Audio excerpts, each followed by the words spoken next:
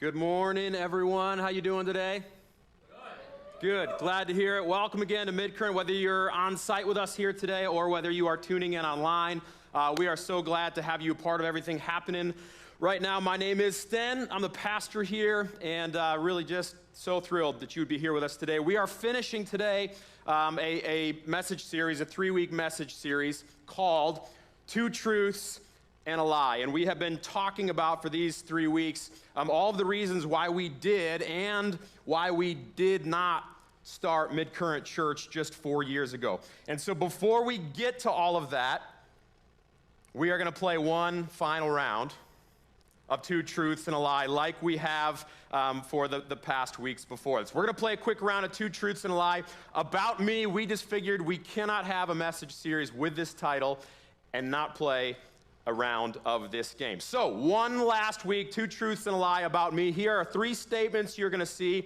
You have to decide which is true about me and which is a lie. Number 1, I have a bachelor's degree in biblical and theological studies from North Park University in Chicago.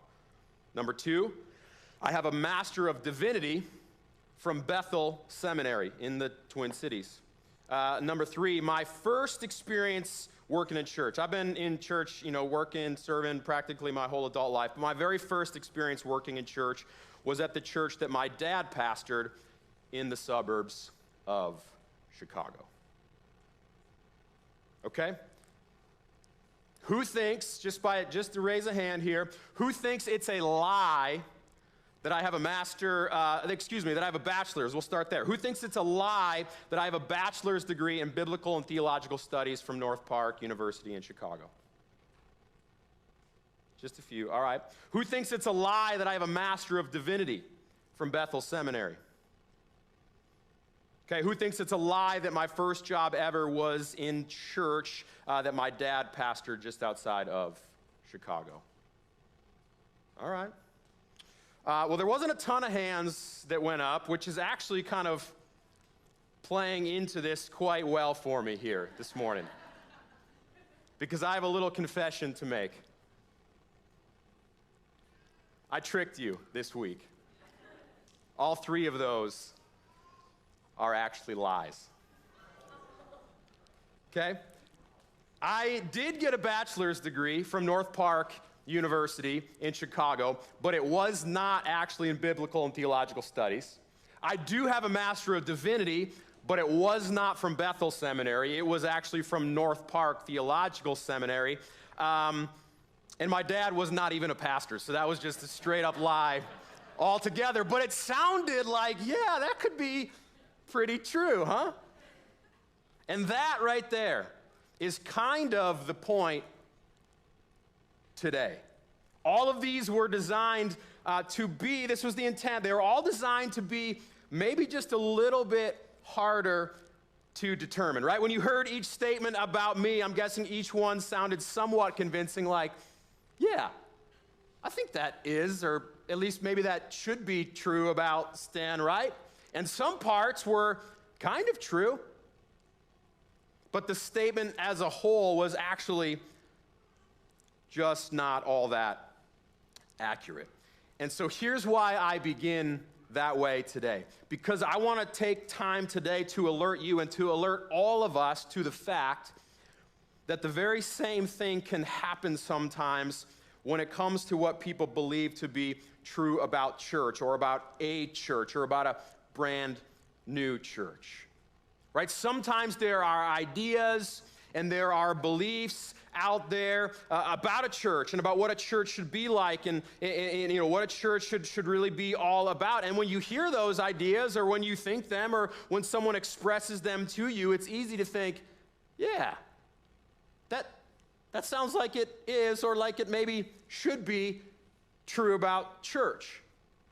And while there might be, and that's going to be the case with what we talk about today, while there might be some partial truths to those ideas, oftentimes the overall sentiment is not entirely accurate. And so what I want to do today is to try to address some of those common ideas and some of those common misunderstandings today. And there's actually two specifically. I had to kind of whittle down a huge list of them, but there's actually two today that I want to address. So technically, we probably should have called the series Two Truths and Two Lies, but that was not nearly as catchy sounding. So we went with two truths and one lie. But there's two lies.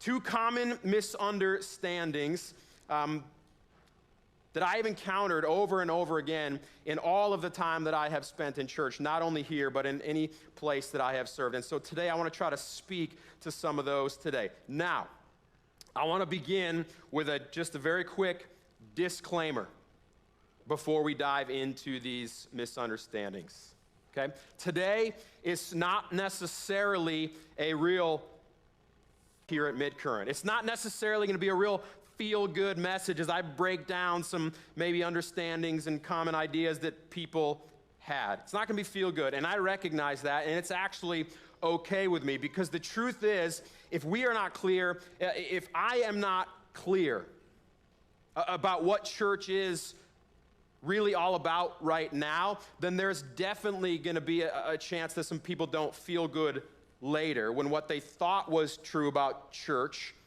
doesn't necessarily play out, right? So today might not be a real feel-good moment, but I think there's a greater chance that there's a lot of people that won't feel good later when what they find out or what they realize is true about a church or about this church isn't really what they thought it was. In other words, that they expected something from the church that the church never really promised. I even take time to do this today that might feel kind of awkward or feel weird. Here's why I do this today. It's because I don't want that to happen. I don't want there to be moments when people here don't feel good because of some gap, some distance between what they thought and maybe what was true. I don't want that to happen. I don't want you to walk away from this church or from a church or any church. I don't want you to walk away from God, maybe because church didn't pan out to be something that it was maybe never really totally intended to be in the first place. And so that's why I take the time to do this today. Might not feel good now, but there's a good chance it won't feel good later if we're not clear about what church is really all about. So, who's excited for the next 15 minutes? Everybody? Yeah, good. You're all like, man, why did I come here today? Okay? I, for one, am very glad, very, very, very glad that you came here today, because with every single thing inside of me, I really believe that a community like this, I really believe that a room full of people like this, whose hearts are aligned and whose vision is locked on the very same target, I believe a community that has that type of clarity, I believe that it can be a very powerful and an extremely unstoppable force in God's kingdom. And so I'm praying, and I pray every day, that Midcurrent would be that kind of force here in our little sliver of the kingdom. And I really believe that if you are a part of it, if you link arms with us, if your hearts are aligned with us and your vision is locked on the very same target, I really do believe that your life will be full in all of the ways that your heart truly desires. And so with that being said, let me share with you now two lies, if you will. Two lies that might sound really, really nice, but are ultimately not the reasons that influenced our decision to start a brand new church here in the St. Croix Valley 4 years ago. Here's lie number one. All other churches are too big. All other churches are too big. It's a lie. That's actually not one of the reasons why we started Midcurrent Church. And now the reason I talk about this is because this might be the one sentiment that I have heard most. I hear it in various places, in various, Christian circles. But this might be the one sentiment that I've heard most in the last 4 years specific to Midcurrent. Anytime I meet somebody new, I'm always asking, hey, cool, welcome. We're so glad you're here. How did you hear about Midcurrent? How did you, what is it that brought you here today? And whether people have had a past experience in a church of like 500 or maybe 5,000, 2000, over and over and over and over again, I hear the same thing. Oh, we were going to such and such a church, but it was too big. And we really like it here because we prefer something small. Okay? Now, if you have ever thought that, or if you've ever said something like that to me, do not worry, do not feel bad, do not be embarrassed. I totally get it. I know there is something genuine and something very honorable in those desires to be a part of a church like that, to feel a sense of belonging somewhere. And we do want that for you. You should feel like you are a part of something here. That is very legit. And that's why these kind of ideas sound so convincing. Like, yeah, that is true. All the other churches out there are too big.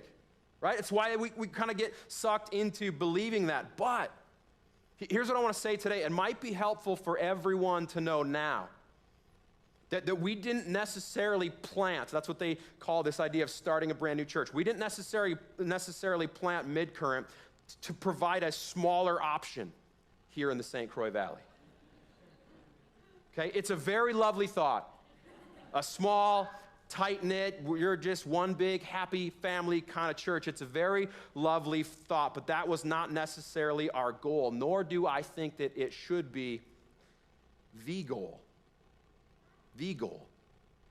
of the church. And yet, time and time again, I continue to hear this kind of idea. And every time I do hear it, here's what happens inside me. Every time I hear this idea of we really prefer a smaller kind of church, I always get a little bit worried. I get a little anxious inside. Not upset, not mad when I hear this. I get a little bit anxious inside. I get a little bit worried inside about how people's experience will go at Midcurrent, because here's the truth. We are not small by design. Okay? We're not trying to be big, but small was not our goal. Size, in fact, was never really our intention from the beginning. Influence was. Okay? We're actually small because we're only a 4-year-old church that just spent an entire year as an online church, right? We're small because nobody really knows we exist. We're small because we literally started with no one and with nothing. And for a while, the only picture we had on our website was a picture of 30 of us sitting awkwardly around in a living room that scared most people off who probably went to our website. I'm not joining that church. That's weird, man.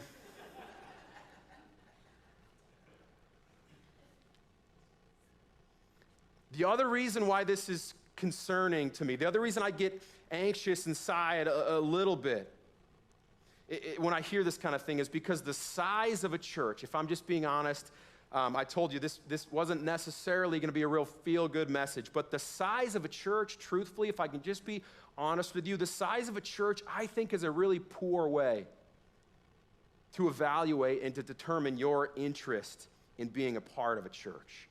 The church is, and it should absolutely be, a family where you can belong, and oftentimes it's up to you to create those connections that you desire, but truthfully, that connection, it's never limited by size. So the reality is, whether you are sitting in a church of 30 people or 3,000 people, here's what's true. There is still only one person sitting in front of you, one person sitting behind you, one person sitting to your right, one person sitting to your left, right? There's still only one person standing in front of you in line to get a cup of coffee and one person waiting in line behind you. The number of other people in the room, 2 rows back or 4 rows back or 5 rows back or 10 rows back or 20 rows back, it doesn't affect your ability to connect to the person or to the people that are nearest to you. And beyond that, here's one last, this is just a little bonus thought for you here, right? Beyond that, if size is the main factor that you use to evaluate church, my fear is that you'll always be switching churches. Because most churches, I think, are either growing or they're shrinking, right? And so if you invest into a church solely because of the size when you discovered it, there's a good chance it won't be that same size for long. And so eventually you'll have to go find another church that is the size of your liking. In fact, we're often told many times in the church planting world that people who come into your church at 100 will not like your church when it's 200. And people who became a part of your church at 200 will not like when you become 500, right? If size is the goal, we'll always have to be switching because there's a good chance the church will never be the same size as when you found it. Now, what's the point of this fun little rant here, right? The point is this: with all due respect, size to me is irrelevant. Smaller is not always better, and big is not always bad. And there's actually a fascinating moment in history, fascinating moment recorded in the book of Acts in the New Testament that speaks to really the first ever moment of church growth in the history of church, right? The book of Acts was written to record a history of all the work that the apostles did to spread the good news of Jesus and to establish what we call the early church or the first century church. And there's one little detail recorded in the book of Acts chapter 2 that we cannot let go unnoticed. So look with me then at Acts chapter 2. This is the Apostle Peter. He's preaching to the crowds about Jesus and telling people to turn to Jesus. And here's what is then recorded in verse 41. It says this: "Those who believed what Peter said were baptized and added to the church that day, about 3,000 in all." 3,000 in all added that day. Imagine for just a moment here. Imagine if Peter said, folks, okay, that'd be enough for today. Right? This is getting to be a little too much. There's a handful of us who would really prefer something a little more intimate here.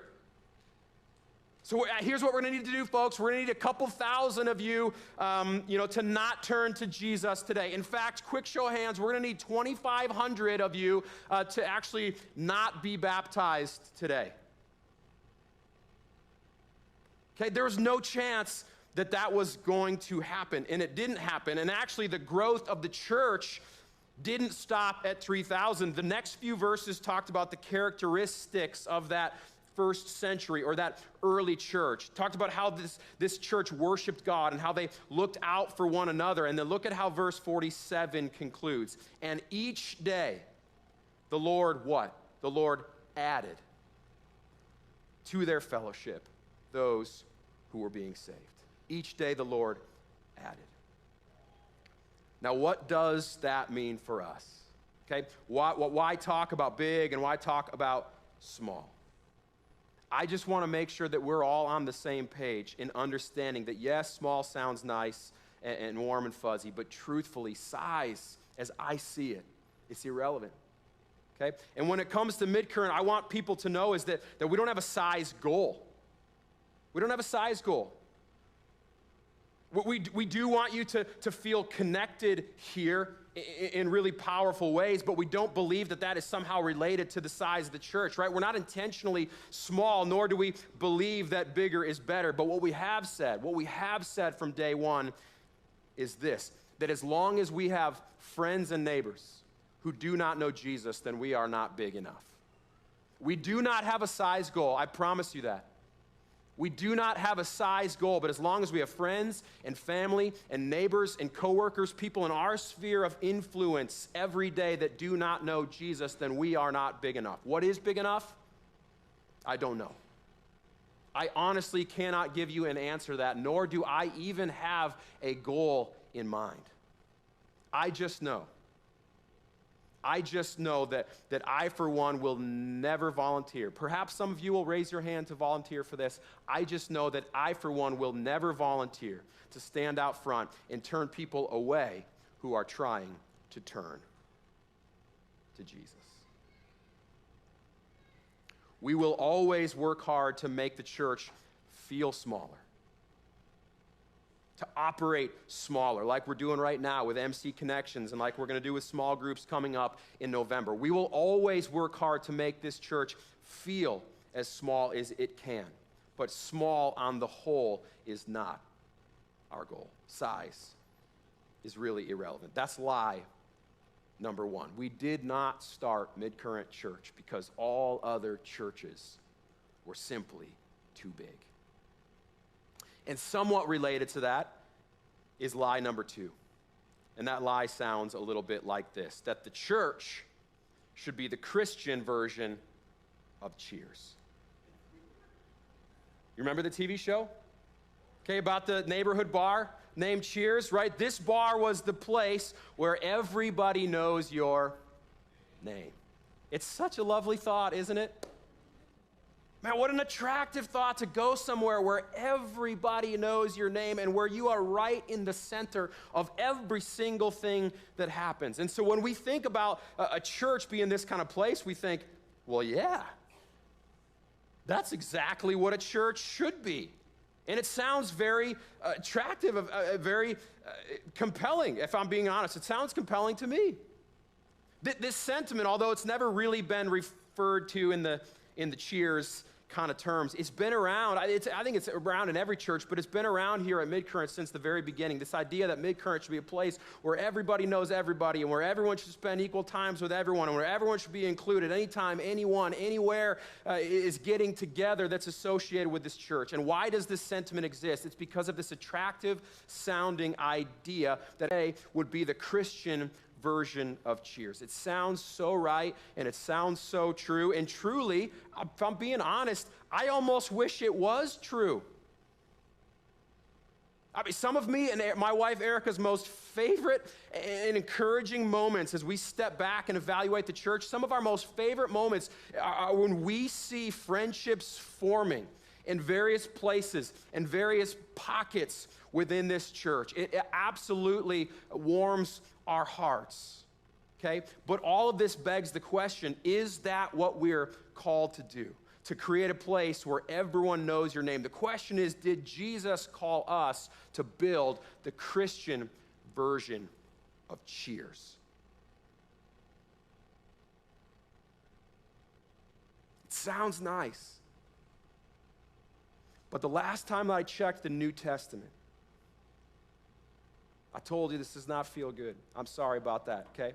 The last time I checked the New Testament, knowing everyone's name and spending equal amounts of time with everybody that he or that his disciples encountered, it was not a hallmark of the ministry of Jesus. Certainly that wasn't possible for the 3,000 that we just read that were added to the church in one day. Okay? And beyond that, here's how Mark records some of the moments when Jesus' ministry and his leadership and when his influence really started to begin. Here's what Mark writes. He says, then he, this is Jesus, appointed 12 of them. And he called them his apostles. And they were accompanying him. And he would send them out to preach, giving them the authority to cast out demons and all the other things that Jesus empowered them to do. Here's the point. Here's what we got to see. Jesus started his ministry with 12 Jewish fishermen and tax collectors. And he stayed with them, and he ate with them, and he traveled with them, and he taught them. And as time went on, he invited many others to join them and to follow him. And there was women, and there was sick, and there was the lame, and there was the demon-possessed, and there were sinners, and there were Gentiles. And pretty soon, Jesus' following, it included so many new people that they were referred to by one collective name, the crowds.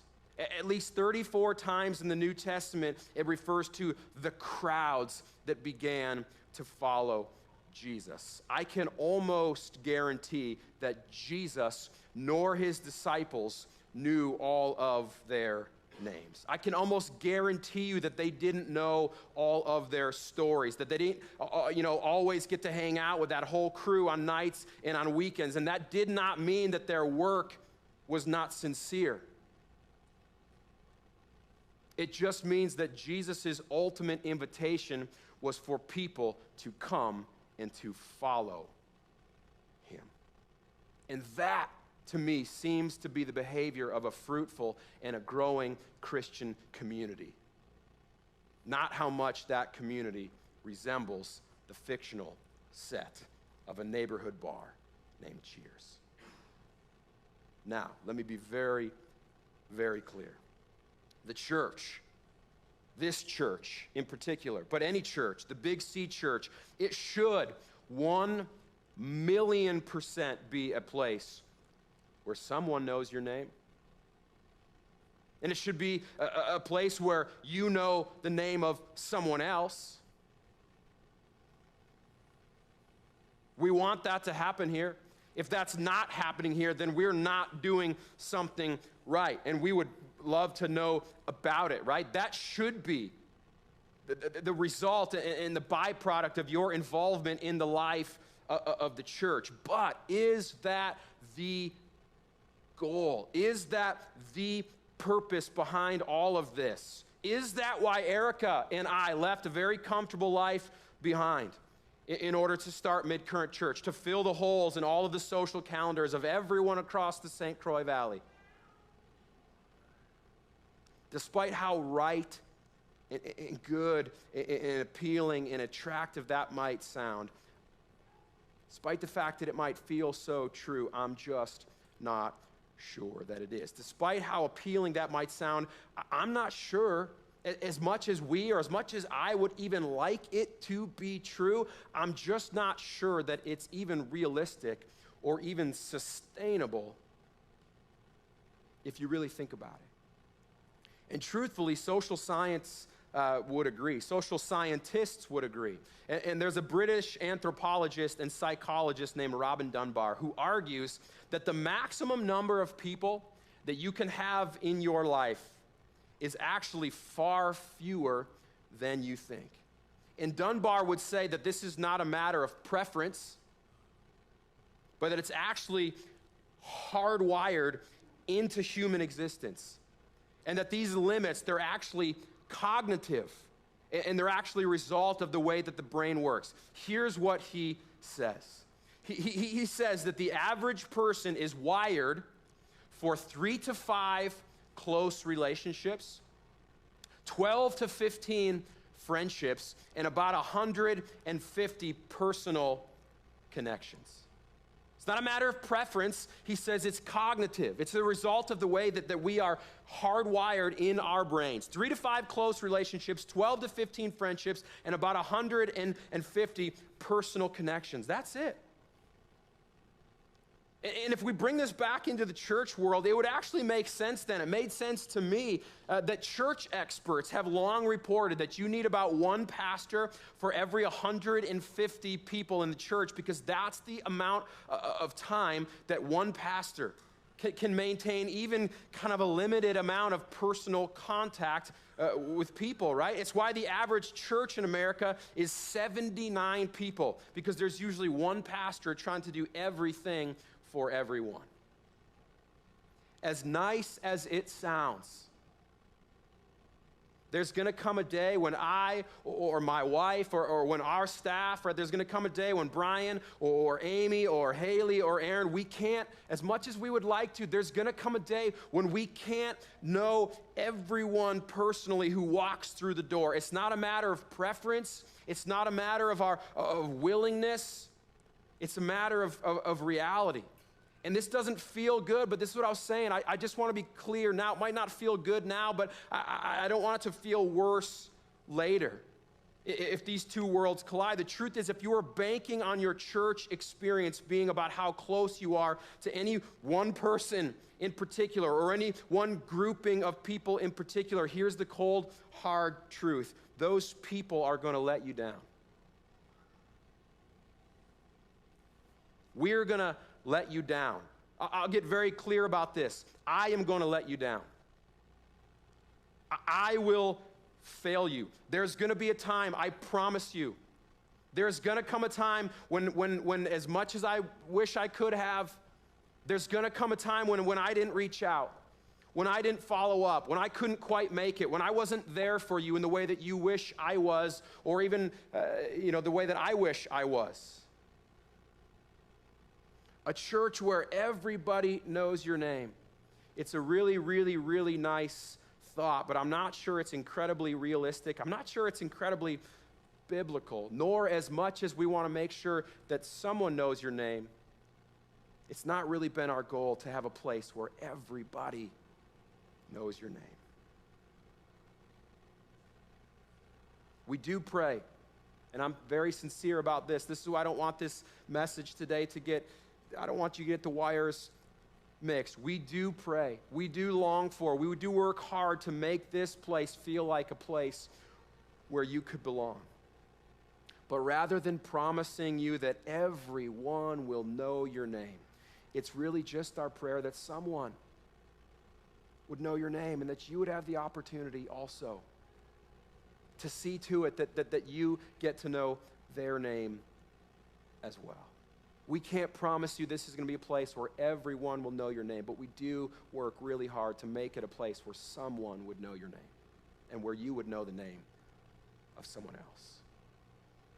Because that's the best way that we move forward together in life.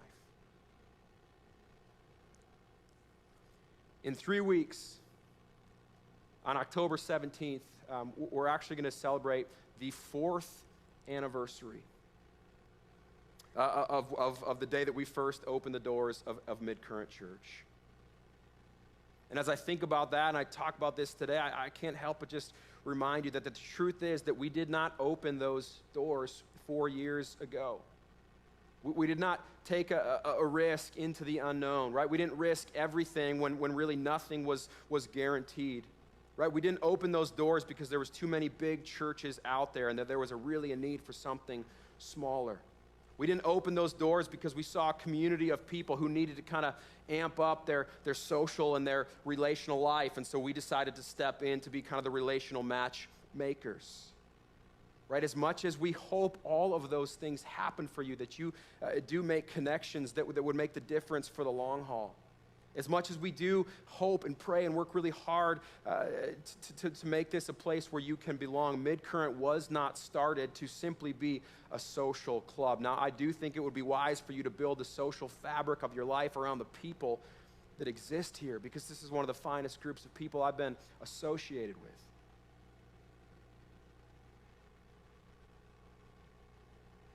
But all that is not necessarily why we exist today.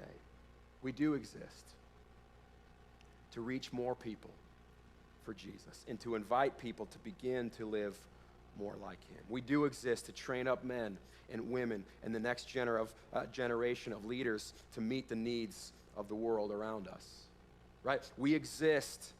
And this brings us back to week 1 in our series. We do exist because God lost something, and he wants it back. And that something is you.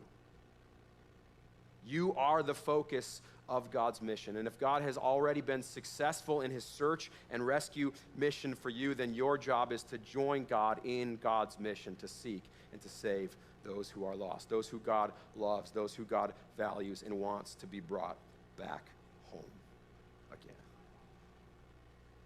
Christian author Brian McLaren, he puts it somewhat bluntly but very clearly when he talks about the church. Here's what he says. He says, it's not about a church meeting your needs. It's about joining the mission of God's people in meeting the needs of the world. It's not about a church that's meeting your needs. Certainly, we do want to meet the spiritual needs that exist deep down in our souls. Certainly, if there are physical needs that you need to support your family and to continue moving forward in life, we want to know, right? But it just so happens that the one thing that we think is perhaps the greatest need of all for people in the world today is connecting to the heart of God. And so we want to do everything we can to create a place, to create places, and to create opportunities where that might happen, where real people and a real God could meet once again. And that is why we exist. That is the mission that we are on, and we are praying that many, many, many more of you would join us. Let me pray.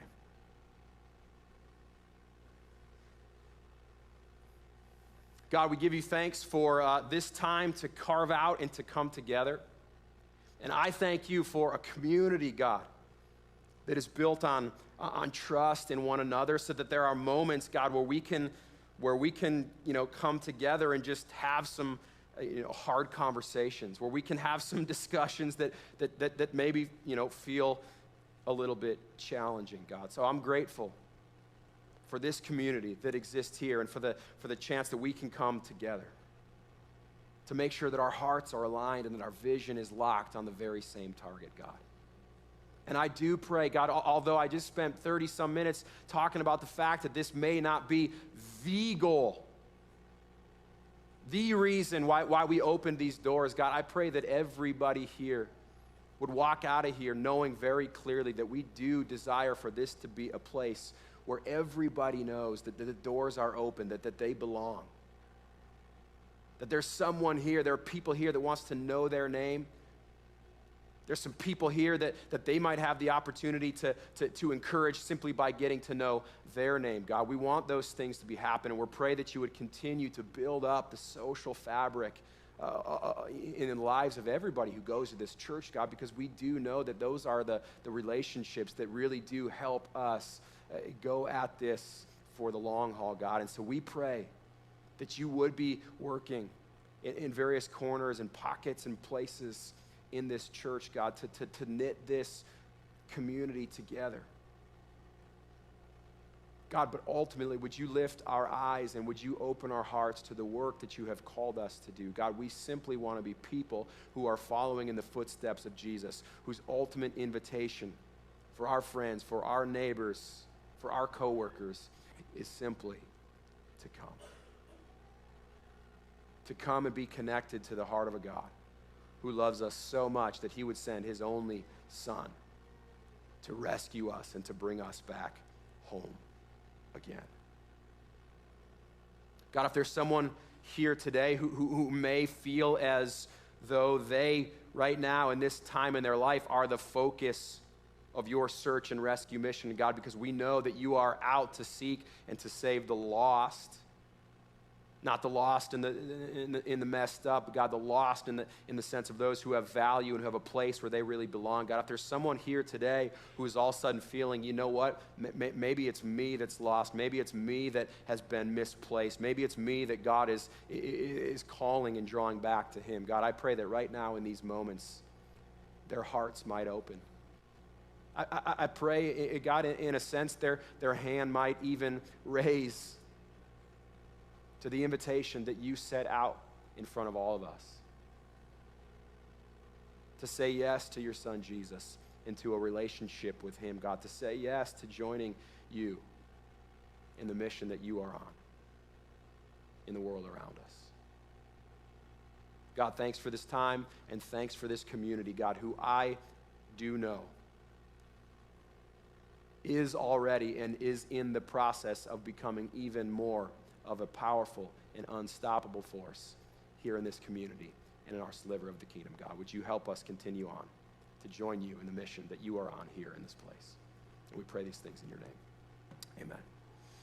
Thanks so much for being here today. 3 things for you before I let you out of here. Number 1, if you are in need of prayer, if you perhaps did open your heart and maybe even raise your hand to the invitation that God has made to you, or if there's just anything that you are in need of prayer of, there's going to be someone off to my right available to pray for you. If you are staying, number 2, for MC Connections, grab your kids.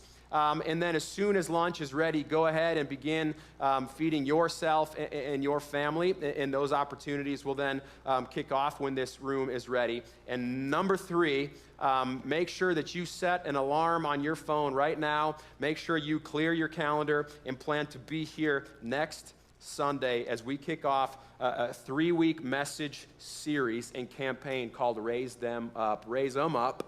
I got to get it right here. Where we talk all about God's future for Midcurrent and the plans we are making to move in to a new home of our own. We do not want you to miss a single week of it, so plan to be here October 3rd, October 10th, and October 17th for Raise 'em Up. Have a great afternoon, and we will see you next week. God bless you.